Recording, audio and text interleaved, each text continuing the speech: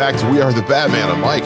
And this is Batman. Welcome to our spooky DC episode. What does that mean? You'll find out in a little bit. Right now we have some breaking news. It's breaking when we're recording this. It's farther from breaking at the time you're listening to this episode or watching it, which is that we have our casting for the DCU Lanterns, Matt. Yes. So we previously commented on an earlier episode that there were some heavy rumors floating around that Kyle Chandler had been cast as Hal Jordan, so heavy that we had to comment on it. Yes. That's how thorough those were, and that was confirmed by James Gunn.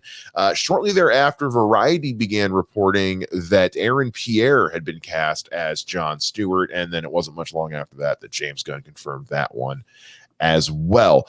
We've talked about Kyle Chandler already when he was first rumored, so we won't go into doubled into that. I'm not as familiar with Aaron Pierre though. He's in this. There's a new movie on Netflix, and I want to watch it, but my wife doesn't. It's like Rebel Ridge or something. It looks like I've heard of that. I didn't know he was in that. Yeah, it looks like a pseudo Rambo remake. Okay. The First Blood remake, where he goes to a town and the cops get on him, and then he has to go against the cops. And I want to watch it. I just haven't had the time to do it. Gotcha. But he's the lead of that, and honestly, he's one of those guys that I've seen a lot of times been brought up as this is who they're looking at for John Stewart. So I was not surprised at all when it was like, here's Kyle Chandler. And then I think I told you, hey, look, someone just said this. You're like, well, and I was like, nope, 4 people have said this. Let me go to Twitter and see James Gunn. And sure enough, James Gunn is like, welcome to DC, Aaron, blah, blah, blah, blah, whatever. Yeah, Aaron Pierre. Yeah, he is. He's on Rebel Ridge. He's also the voice of young Mufasa in the upcoming Mufasa prequel that nobody asked for. Do not get me started on the Disney stuff, the live action stuff. Anyway, so Aaron Pierre is also. Well, here's the thing I'm noticing as this is not his first time in DC. He played Dev M on Krypton for the time that show was on the air.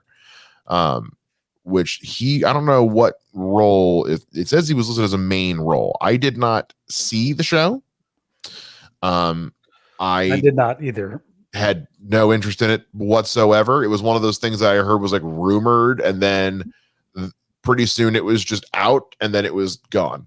So, but I don't know a whole lot about the Dev M character, but anyway, so it's obvious he's been in the DC space before to some extent, but one thing I've noticed is that a lot of the people getting cast in these DCU roles come from a theater background as well. Aaron Pierre has a theater background, and recently as in both Othello and as the King and King Hedley in London. We also, Kyle Chandler has a theater background. David Cornsweet, theater.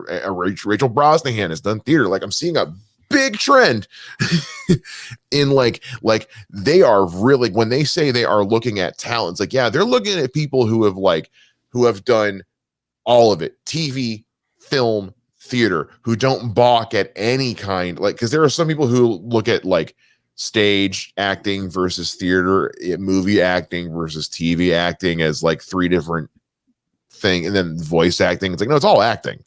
Yeah. And so it's clear they're picking people who really view it all as acting. And so they're picking actors, not movie stars, actors. Yeah. Yes. Okay. I didn't know if you had anything else to add. No, I mean, to add at all. Look, it was made famous by somebody we don't particularly care for anymore, but I think its sound is it's never a bad idea to hire good talent. Yeah. Going by the trailer for that movie, this guy seems like he's easily slipping to the BA material. If they go to the updated version of John Stewart, which they did in the JLA or the JL cartoon, was that he was a Marine. In the original John Stewart in the comics was not that background. So if they're going to kind of stick to that and give him a little bit of a harder What was the original John Stewart? I've only ever known him as the Marine. So I think he was just a normal dude who like met Green Lantern and then got recruited. I don't think he had a solid. It was definitely not military, because I remember that was the big thing that with the New 52, they're like, "Oh, that was a good idea. Let me grab that." Gotcha. Well, maybe it's oh, I see. He was an architect that was later retconned into a U.S. veteran, a veteran U.S. Marine. Gotcha. Okay, an architect. I get why that would be a Green Lantern. That actually makes a ton of sense. Sure. But okay, yeah. So this is really cool news. Again, like when James Gunn made that early announcement of here's what I can tell you so far for the DC slate, I think Lanterns was the one that really had everybody start drooling a little bit. That was the one that made everybody start salivating. Like, True Detectives in space. Okay. True Detective season 1 in space, right? Yeah. or whatever. Or this new one. Apparently, this new one rules. But and the other thing too, if you really think, like, look at all of the Snyderverse, there is no Lantern. So people are chomping at the bit for this guy to come back. And so, by all accounts, it seems like that was a Warner Brothers decision. Like from everything that Zack Snyder had said, is that like he fought hard when we see this like obscure lantern body in one of Batman's visions or something in the movie. He really wanted that to be, I forget the actor, but as John Stewart Green Lantern, and Warner Brothers at the time, you know, like foot down, were like, we don't want to, like, they were still trying to, they were afraid of Green Lantern because of what happened with Ryan Reynolds. So it's I like that James Gunn's like, enough time has passed, guys. And also people have been clamoring. If Ryan Reynolds can move on from Green Lantern and create a multi-billion-dollar franchise just in Deadpool alone, I think we can do another Green Lantern thing, you know. And I think it's smart to do it as a series and not a movie. Like, well, again, especially because everybody always says, what do we want with Green Lanterns? We want space cops. Yeah. And space cops works better when you can let the mystery breathe, or whatever this is going to be. So anyway, I'm interested. I think it's cool. Like, this is another case of where there's smoke, there's fire. For me, at least, because I've seen that guy's name all over the place. Yeah, this is just confirming the. Oh yeah, okay, that makes sense. Yeah, yep, him too. Okay. Again, the reason we didn't comment much on Kyle Chandler is like there was so much smoke for Kyle Chandler a couple of weeks ago. We absolutely couldn't not comment on it. And by the way, I have not yet watched any more Kyle Chandler stuff to say that I've seen more of him. So we won't go there. One thing I will say I have noticed is how many people are not currently subscribed to our YouTube channel, and or who are non-returning listeners on the podcast channel as well. So like that means that you guys aren't subscribed when you're listening. You're listening, but you're not subscribed. And I don't appreciate that. So please do something about that. Anyway, back to Spooky DC. You know, I thought sitting, I wouldn't move as much. I don't think it's helping. I don't think it's helping. Buddy, you're talking to a guy with massively undiagnosed ADHD with a swivel chair who just sits here. Do you realize how irritating it is to edit my own videos sometimes when I'm just like this? And I'm like, God, Mike, just stop it. Stop it, sir. Yeah.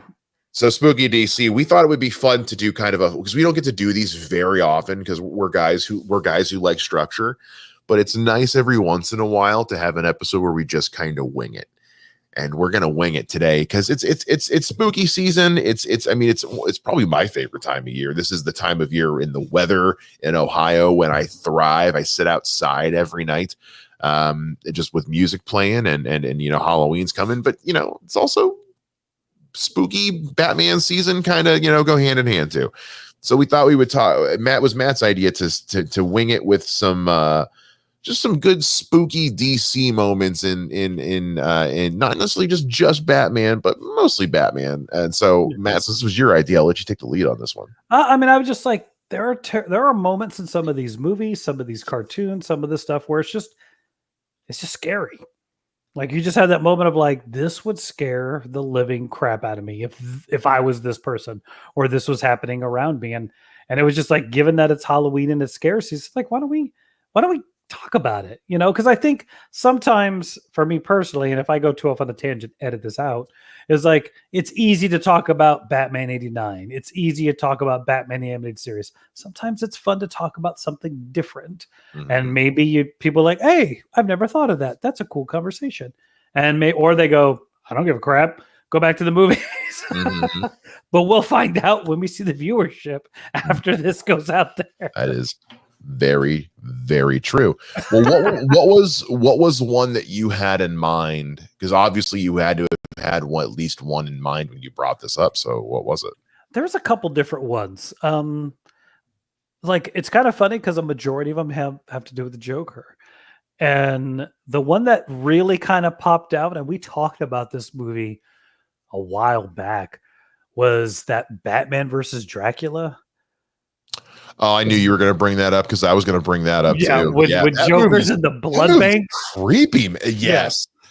And he's like, hello, where is everything? You're just like, oh man, this is vampire Joker. This is just scariest crap. Pouring blood on the floor and licking it up like a dog. And I remember I think I'm in height. What was this? 04 this comes out? I think so, yeah. I'm in at least 8th grade, if not in high school when this show comes out. So like at this age, I've seen some shit. And I still even remember thinking like, that's unsettling. It is 2005, yes. 2005. So I am for sure. I've started doing stand-up at this point, probably. Yeah, October, especially because October of 05 is when I start doing stand-up. So like I am very much a teenage comedian edgelord at this point. Not many things shock me early. And even I remember watching this going, that's fucked up.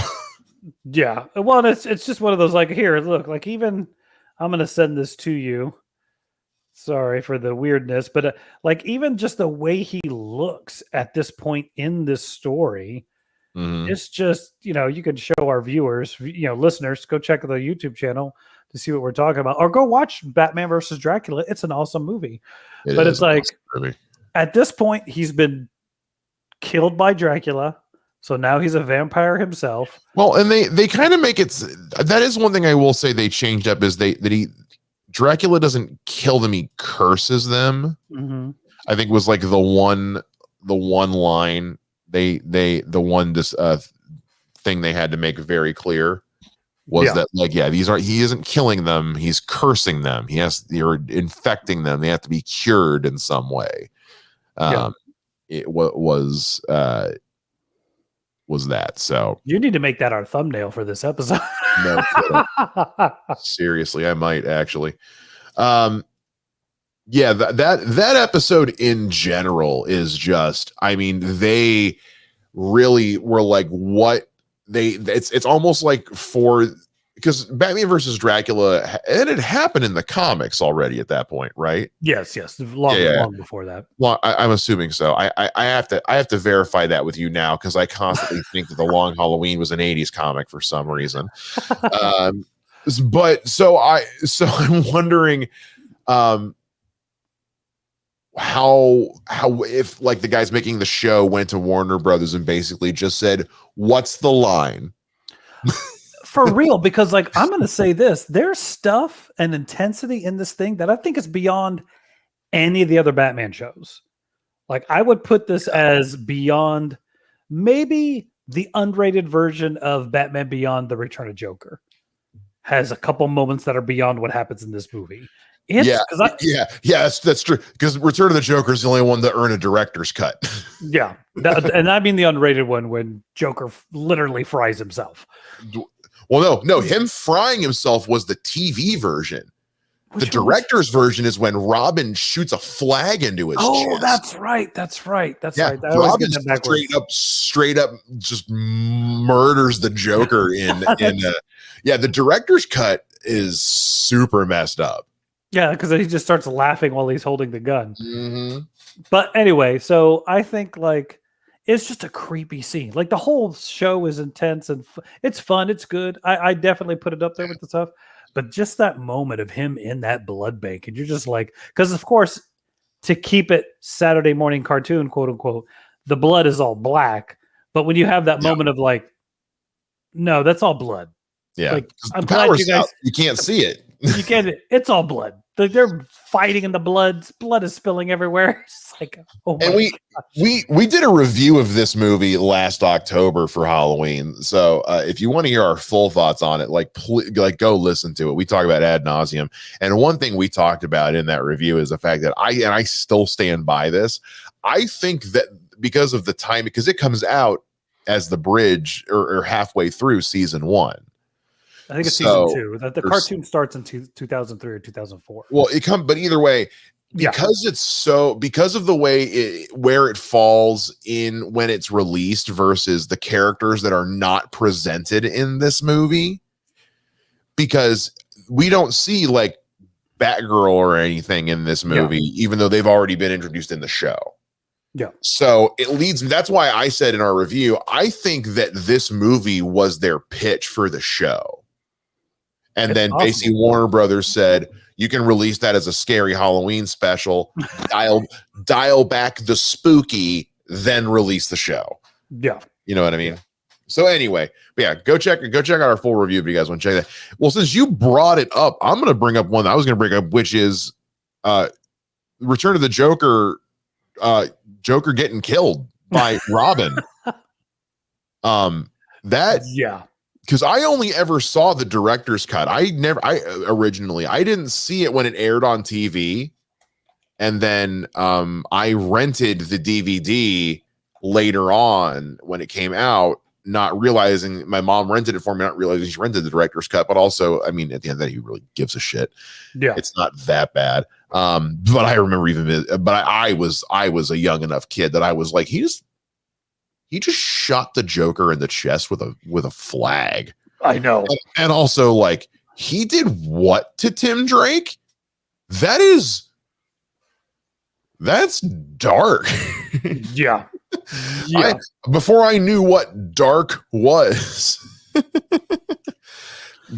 everything about what they did to Tim's breakdown in the way that Joker absolutely just goads Batman, like breaks Batman down. The fact that Batman's ready to straight up murder Joker, Harley getting thrown from a cliff, everything about that flashback sequence in Return of the Joker is just bleak and creepy and unsettling, and you feel not okay in your own skin after watching it. Yeah, no, it definitely, yes. Yeah. Anyway, what's another one you got, man? This is one of those random scenes in an episode of Batman. It's from the New Adventures of Batman, when the third, fourth season, whichever version you want to go, where they do all the redesign. And it's called Cold Comfort, where Mr. Freeze comes back, and you have that moment where his head is walking around. Oh. And like, I know you hate that, and at the same time, there's part of me like, this is silly as all get out, but it's also one of those things of like, this. It reminds me of The Thing. And see, I know that's what they were going for. Yes. There's no way they did that and weren't going for The Thing reference. Yeah. And by the way, my favorite horror movie, hands down.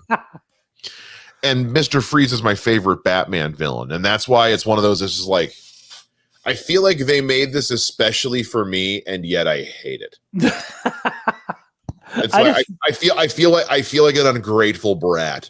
It's like, you gave me everything I asked for, and then I don't want it. You know what I mean? I don't like that. Well, it was so weird because like 80-90% of that last season of Batman, every single episode ended with somebody being psychologically really messed up. Mm-hmm. And you're just good night. Like the one girl who's afraid of fire now, or when the woman's, crying into the mirror, and Batgirl's like, what is she crying about? She's beautiful. And Batman's like, not to herself. Yes. You're like, damn, man, come on. Or like the one with well, I was gonna bring this up later, but the one with the rogue hunk of Clayface. Oh gosh, yes. It's so creepy. Because these are and I realize these are more bleak than creepy, but like to me the creepy stuff is like, what is something that if I saw that in live action would give me nightmares, you know what I mean? Yeah. Yeah. Like they translated this sequence to a live action Batman movie, and everyone knows I have been calling for a R-rated Clayface as the villain Batman horror movie for years. I have scripts, James Gunn. The idea of seeing that in live action is like the stuff of nightmares, man. Yeah. I mean, anything with Clayface, really. Clayface himself is weird, but yeah, it was. Yeah, that one was weird too, because you just, especially when you rewatch it later, you're like, Robin, don't like her. She ain't nothing. She ain't nothing. She's an arm, dude. Yeah, relax, bro. Relax. Which is why it's so, not to go too off topic, but why it's so funny in Harley Quinn when Clayface gets his arm cut off and it becomes sentient, but it just stays an arm. And just a little arm with a face in the palm of the hand walking around. Anyway, what was another one you had, man? Have I been? I think I've. I just tag teamed on yours okay. with the Clayface one. Okay. You know what scene always kind of creeped me out? It's from the first Batman movie, 89 Batman, when Joker is talking to the guy he just like burnt to a crisp. Oh. And just that he's just doing the whole like, you know, your friends, I really don't know what to do with them. And he just is like, he's reacting. Grease him now. Grease him now. Wow, Roselli, you're a vicious son of a bitch, and I'm glad you're dead. And he like fixes his tie and just starts laughing, and just like, bro, you are having a insane two-sided conversation with a corpse. That's just not right. That scene always cracks me up. So I mean, it does. It's funny too, but it's also one of those like, yeah, he's gone. Oh yeah. Oh yeah. Now, like that's for nobody. You know what I mean? Like if you really take it out of the context of the movie, no one's in the room. That's just like, for him. It's just doing it to do it. You're just like damn, dude. It's one of the moments in the movie where Jack and Tim Burton really want to remind the audience, this guy's fucking crazy. Yeah. This guy's nuts. Yeah. He got nuts. He didn't want to get nuts, but he got nuts. This guy's lost it. Like this isn't just a gangster in clown makeup. This is a maniac. Yeah. Here, look, here's the scene. Am I allowed to send you pictures still like a weirdo? Yes, that's fine. Let me mute my Facebook Messenger so it doesn't ding. I will say, as a kid, my mom made me leave the room for this scene. Because this movie comes out in 89, the year I'm born. Yeah. Once I know that there's a Batman movie out there with the Joker, I'm like, I want to see it. And she's like, hey, it's PG-13. It's 89 PG-13, guys. Back when PG-13 meant something. Yeah. But I mean, yeah, that's unsettling.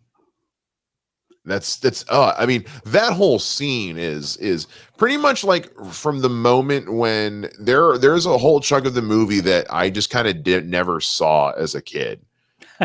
There's several movies like that where my mom was like, this is the part where you leave the room and I tell you when to come back. Yeah. You know, so I'll give you one that involves Batman, and it's one that I don't think gets enough credit because of the movie that it's in. Okay.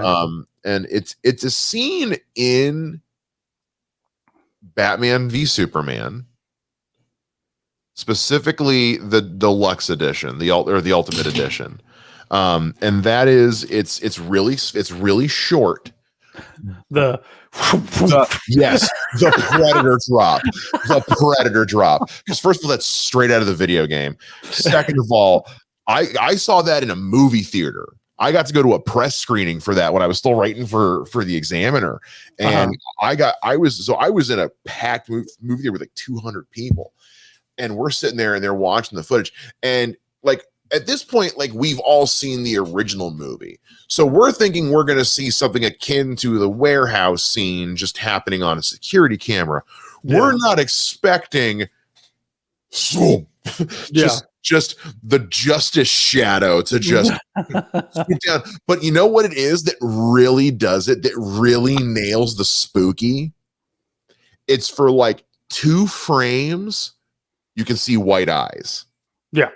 If you watch just close enough for 2 frames, you can see white eyes.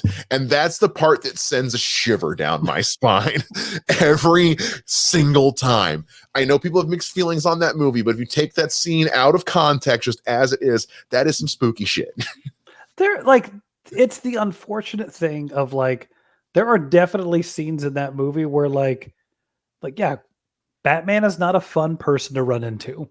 Whether you're a cop, a criminal, and they get into it a little bit in some of the other not in the Nolan ones. The Nolan ones not as much, but like in the Batman or in Batman versus Superman, or even in like the Tim Burton Batman's, like there's a couple times where it's like, no, Batman's not somebody you want to meet.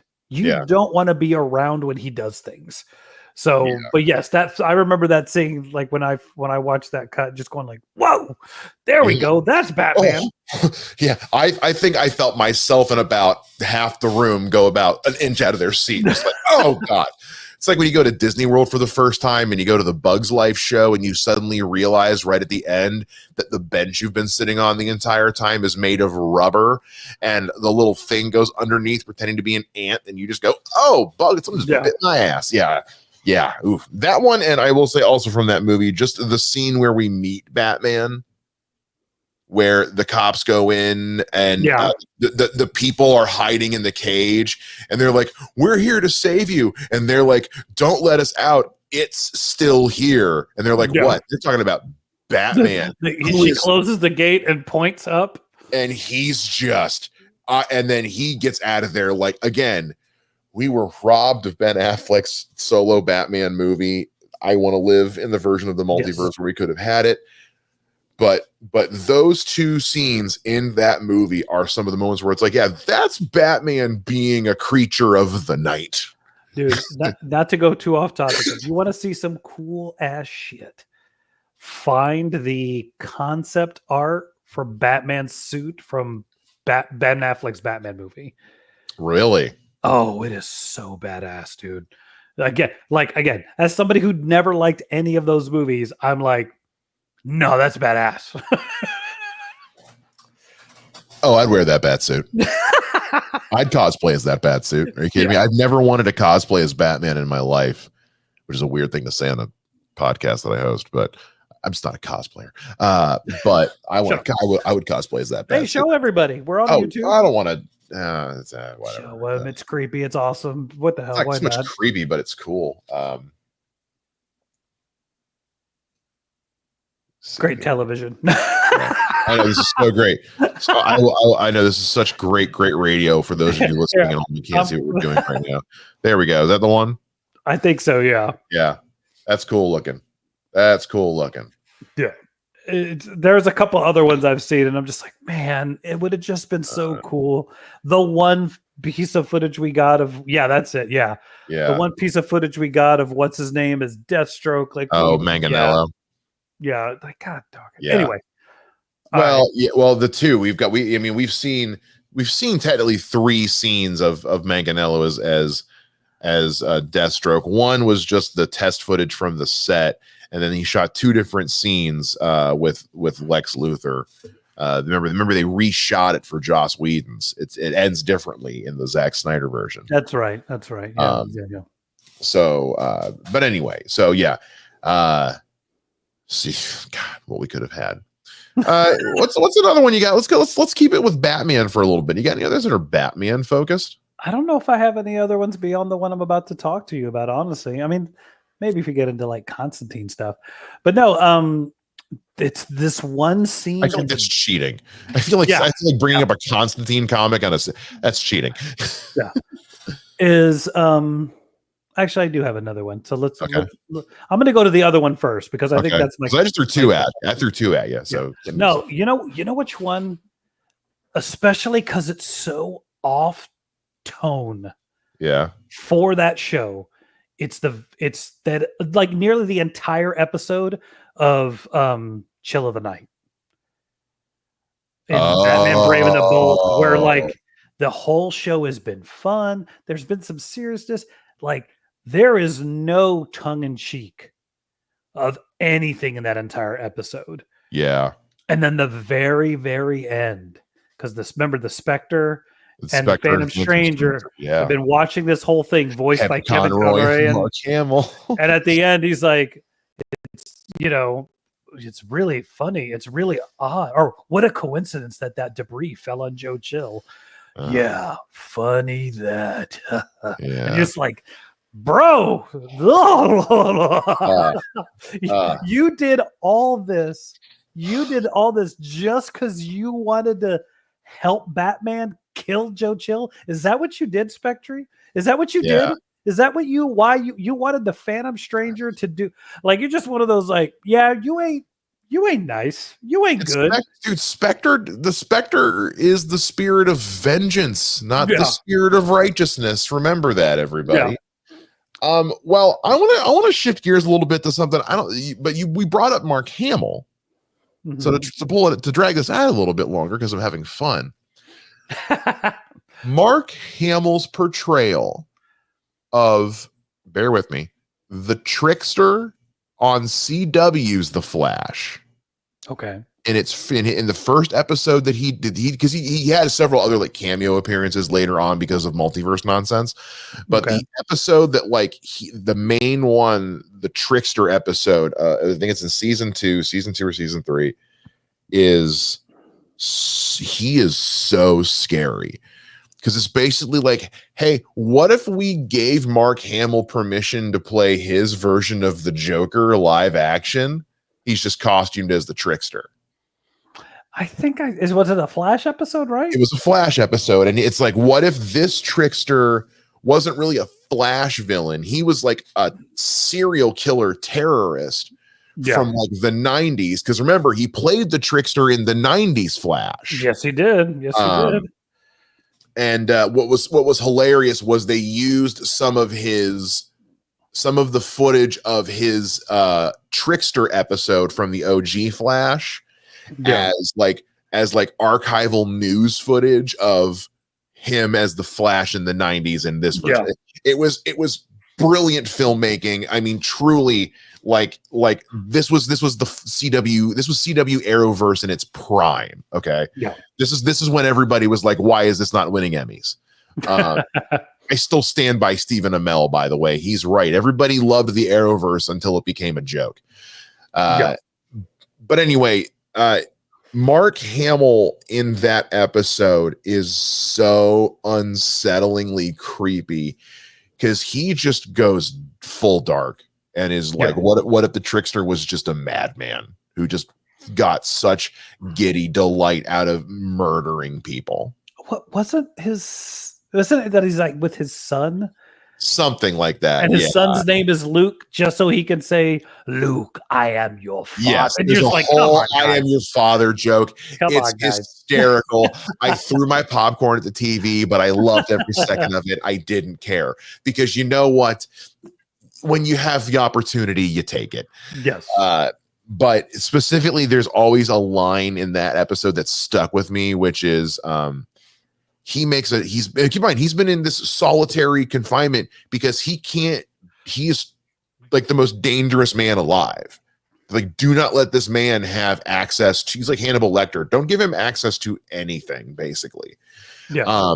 And he makes a Kardashians joke. And at one point, Barry, because they were interviewing him as cops, Barry looks at him and goes, "How do you know who the Kardashians are?" And he goes, They let me have DirecTV, so I'd stop killing my guards." I'm like, that's grim. Oh, that's so it's so unsettling. Like the the depths of just like, yeah, Mark, just be as unhinged, creepy Joker. Be the version of Joker that Tim Curry wanted to be. You know what I mean? Yeah. The one that was so spooky. They said, "Hey Tim, we're gonna go with Luke Skywalker." Yeah. Please stop. Yeah, I think for me, the creepiest moment, the scariest moment is from The Dark Knight. And it's when they're reviewing the tape that Joker has filmed of him talking to that fake Batman.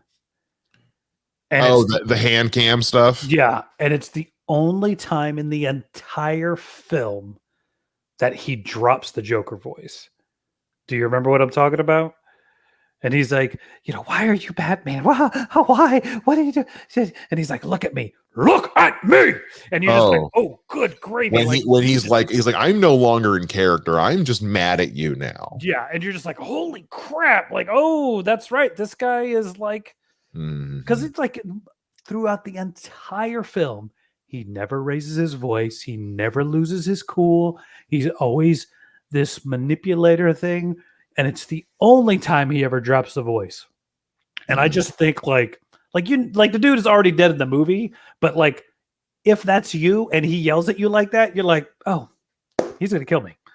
Like, any chance I have of surviving is gone. Yeah.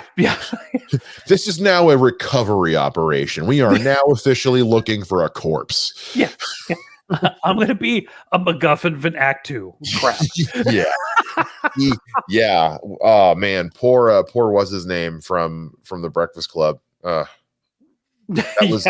was the brain. Oh yeah. Michael Hall, Anthony Michael Hall. Thank you, Lord. But it wasn't him. It was one of the. I mean, he kills that dude as well. Was it not the same guy? No. The one he does that to is one of the Batmen that were trying to help him at the beginning. Oh, that's right. You're right. Yeah. Because remember, he takes the mask off. He's like, "Oh, why do you dress like Batman?" Yep. Anthony Michael Hall plays the reporter. The reporter, the anchor reporter. Yeah, that's right. Okay, gotcha. Not even remotely important. All good. But no, I just think so creepy that those scenes are that scene is so that creeped me out. I was on a date. Like my second date with a girl, second or third date with a girl, it was a terrible idea for a date because I just wanted to watch the movie and she just wanted to make out. Yeah. One time in my life I've ever turned down making out with a girl in my life. It's like, as you should. Any other time, it's R.I.P. Heath Ledger. Come on, love and respect. I mean, have you seen that just in retrospect, Heath Ledger probably would have been like, "It's cool, man. I get it." Yeah. Have you seen that little meme where it's like, she said I could tie her up and do whatever I wanted. It shows her in bed and she tied up, and then like the next thing is him turning Star Wars on the television. Yep. You're like, yeah.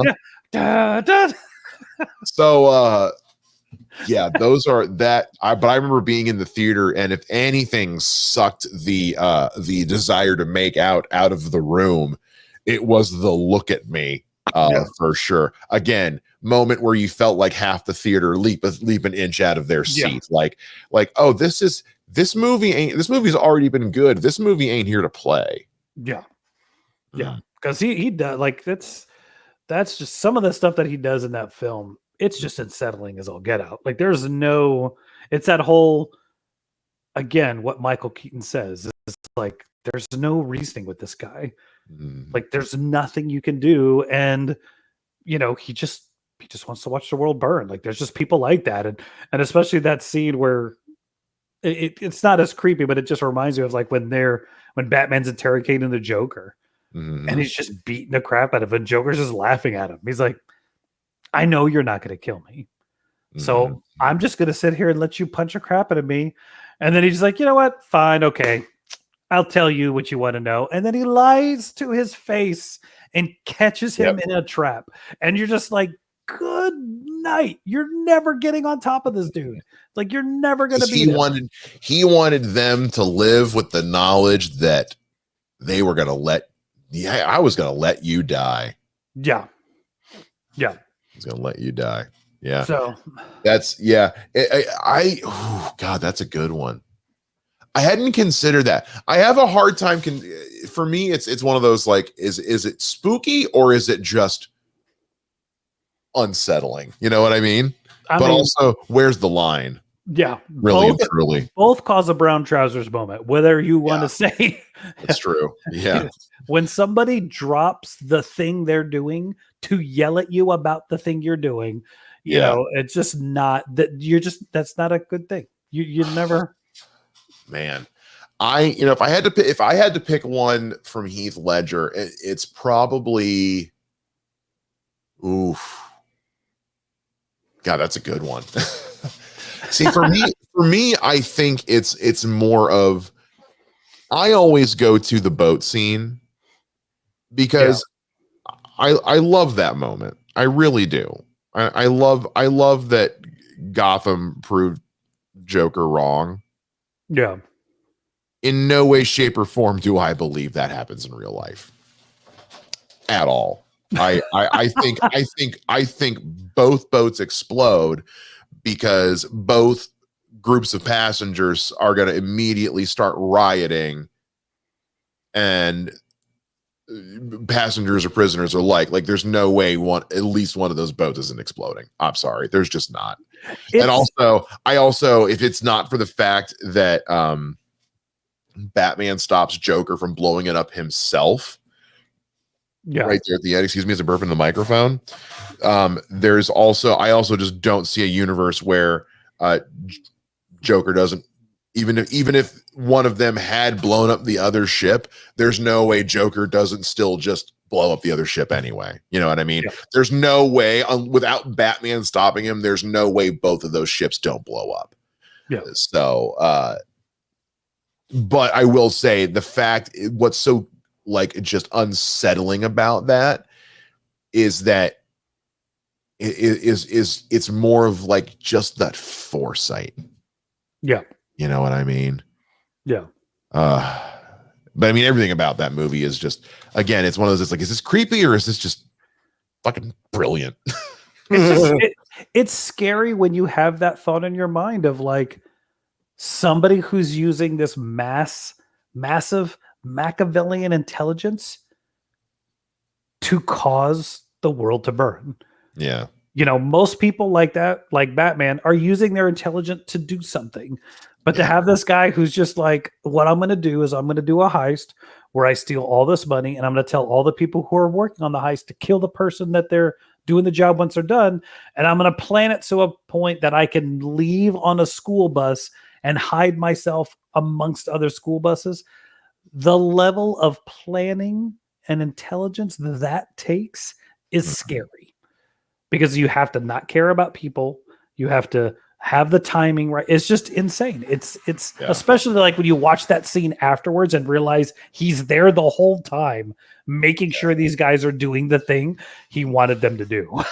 Well, and it also just goes to show just how rampant and out of control Gotham really had gotten. I think while it's not a well-defined arc, I do think there is an inkling of an arc with Batman in the Nolan verse. This has nothing to do with anything on topic whatsoever, but just in that I think he learns in the Dark Knight that like yeah, I've made a difference, but like you're still just one man as Batman.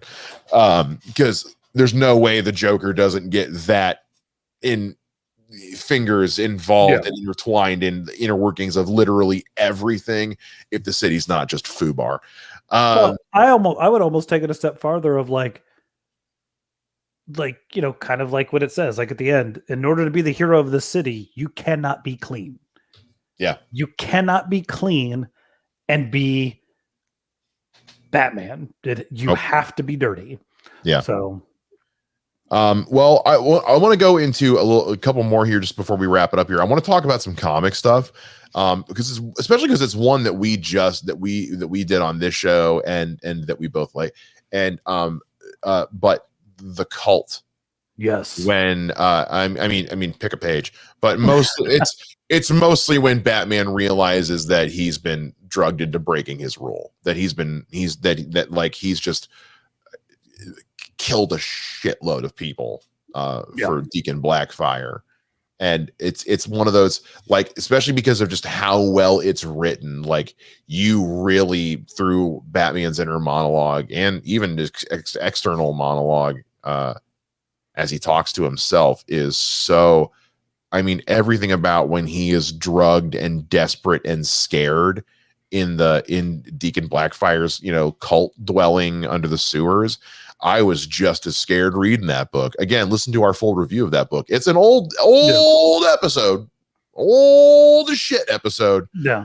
But everything about the Batman getting more and more basically brainwashed is so scary. The scariest part for me is when he and Jason Todd Robin are leaving and they go into that one room and he sees the totem, and the totem's only like 2 or 3 feet tall.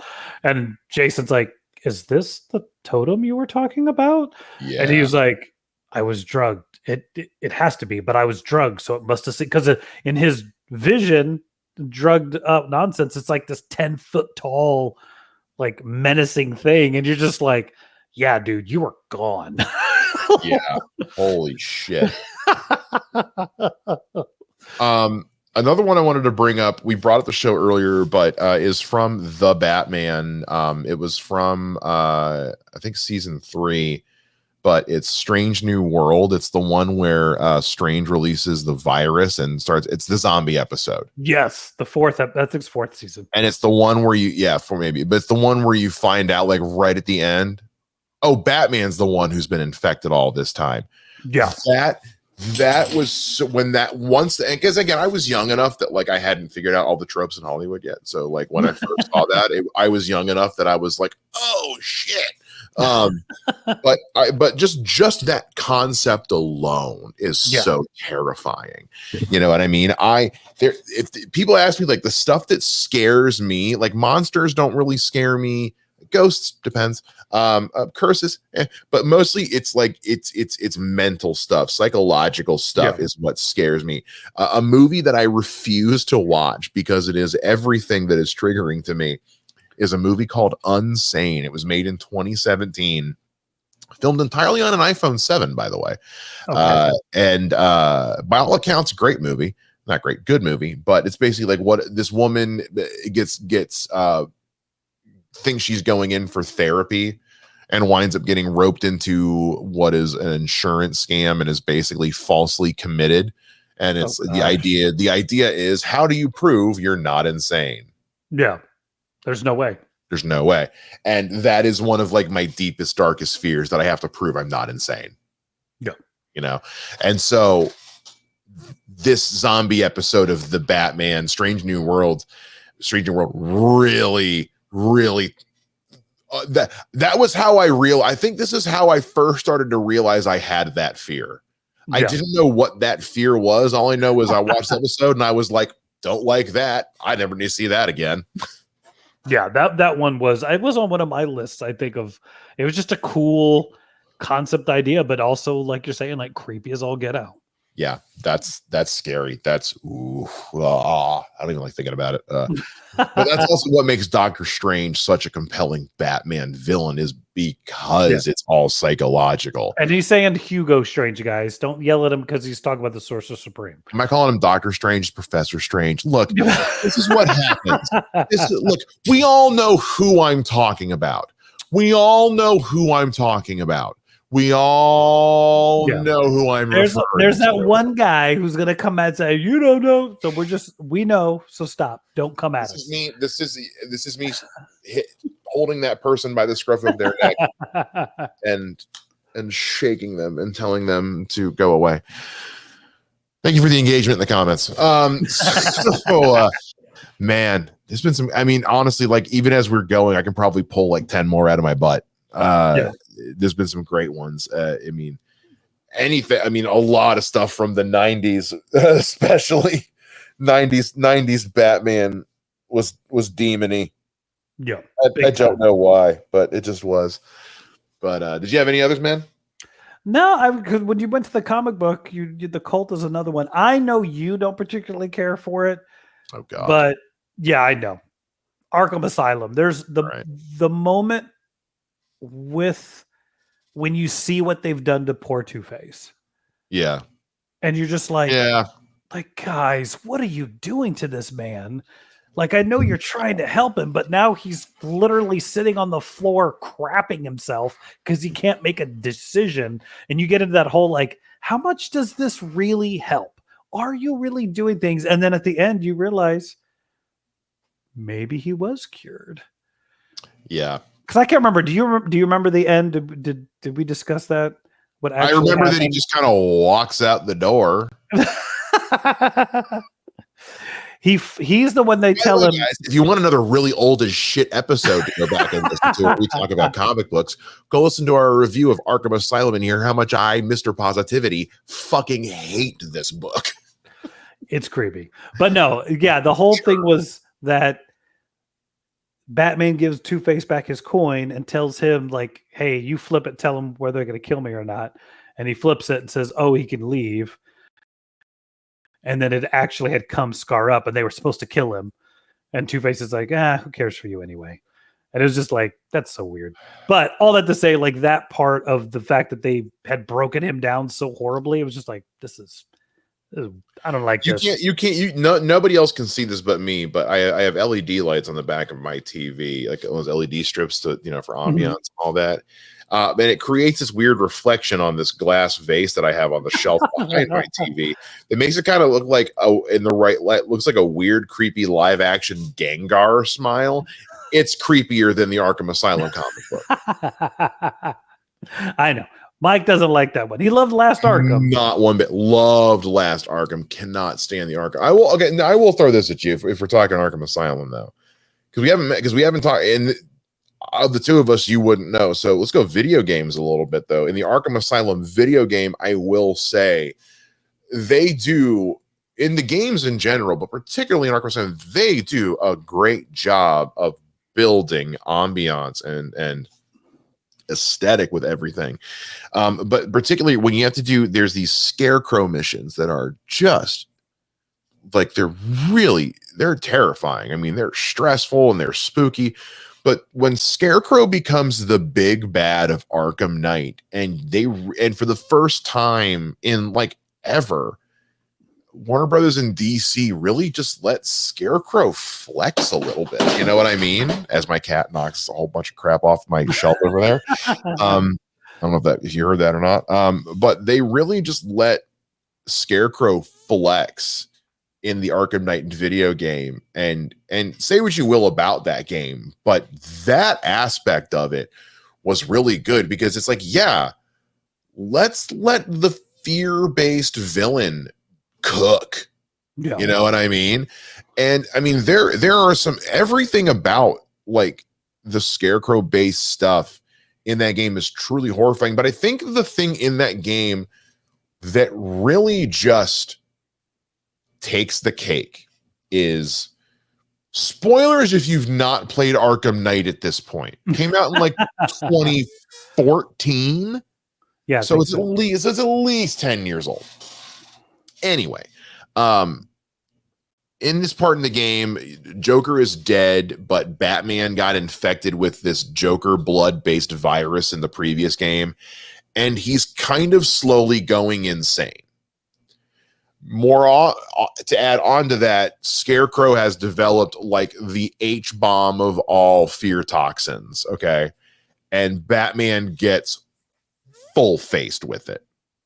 And in the middle of this, and it's kind of a mini game side quest thing, but basically Batman snaps, and you are basically Joker fighting for dominance of Batman's brain.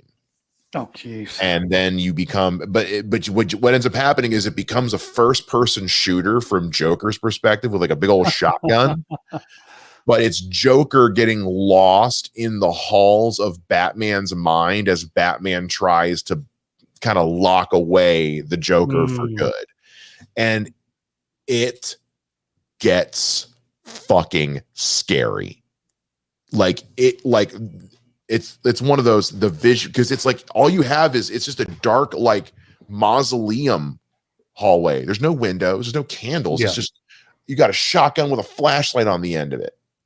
And it's like, Batman shifting. It's almost like Inception. Batman shifting the world around you so that it's like, Joker at his own funeral and nobody's there, just Harley there by herself. And it's like Batman telling Joker, no one's going to give a shit about you in enough time.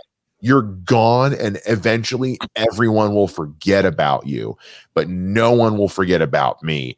And it gets to the point where there's just suddenly the first time you turn to leave the room and the door's gone. There's just a wall there. And it becomes one of those games where the more you turn around and move, things change when they're out of your perspective. Oh gosh. And then at one point you just make a complete you get to a dead end and you about face, and there's just a solid stone Batman statue right in front of you, and you are just bat symbol at eye level. And I about pissed myself the first time that happened. And then it becomes one of those things where you're just in a graveyard and they just keep popping up every time you turn around. One pops up behind you and you have to shoot them and destroy them. And then they just start popping up more and more. The more you turn around, the music starts building, and it's that single high violin, or like that, or like in The Dark Knight when it's like the violin bow on a saw. It's just getting more and more high pitched. And my skin's crawling now just thinking about it. It's so unsettlingly scary. And if you say nothing else about the Arkham Knight video game, is that game is fucking scary. Maybe one day I'll play it. I have no idea. I wouldn't recommend it. I just gave you everything. I just made that game sound far better than it actually is. But it is definitely, in that moment, it is fucking scary. And with that being said, I think we've about covered spooky DC for the year, Matt. I think so. I think we've done it. If we, Lord knows, I'm sure we have missed plenty. So let us know some of your favorites down in the comments below, where DC and Batman were just really scary. We want to know what you guys think. If you're not watching this on YouTube, that's fine. You can let us know on social media at WATB Pod on Facebook and Instagram. You can find me on social media at Mr. Mike Shea. You can find me on Twitter at Mr. J Ninja. That is going to do it for this episode. We are the Batman. We'll see you guys again next time. Same bad time, same bad channel. Bye-bye.